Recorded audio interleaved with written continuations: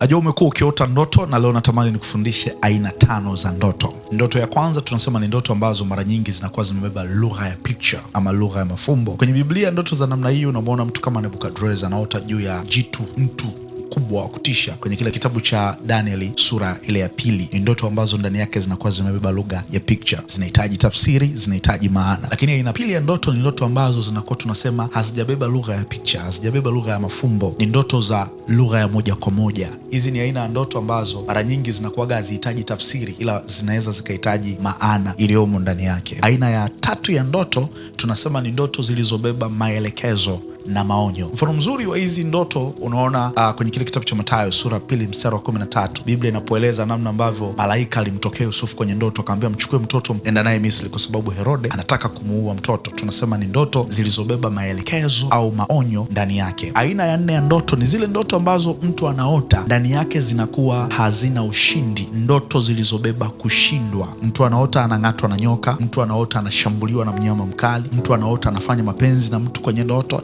ni mwanamke au ni mwanaume. Nimeona wakati mwingine mpaka jinsia zinazofanana, watu wamekuwa wakiota ndoto za namna hiyo. Kwa hiyo ni ndoto ambazo mtu anatoka kwenye usingizi ndani yake zimebeba kushindwa. Aina ya 5 ya ndoto ni zile ndoto ambazo ndani yake zimebeba kushinda, ndoto zenye ushindi ndani yake. Unaota ulikuwa unapigana na nyoka lakini umeliua. Unaota ulikuwa unashindana na mtu lakini umempiga ukammaliza. Unaota ulidumbukizwa ndani ya shimo kubwa lakini ukatoka ndani ya hilo shimo. Tunasema ni ndoto ambazo zimebeba ushindi ndani yake. Kwa hiyo tunazo aina 5 za ndoto. Unaweza ukasubscribe, ukacomment, ukalike, share na watu wengine zaidi elimu hii ambayo tunajua inaweza ikawa ukombozi kwa watu wengi zaidi. Mungu akubariki sana.